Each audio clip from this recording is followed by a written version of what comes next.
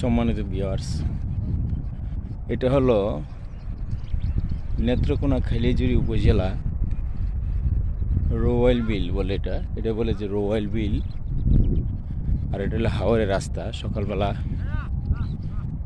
অনেকে হাঁটাহাঁটি করে হাওরে।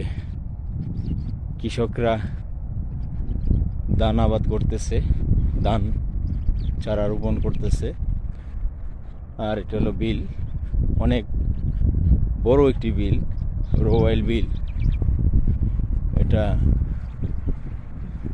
প্রচুর মাছ থাকে এখানে। আর এটা হলো হাওরের রাস্তা। এটা হলো নাওটানা থেকে লেশপা বরান্তর এই দিকে যাওয়ার একটা পথ।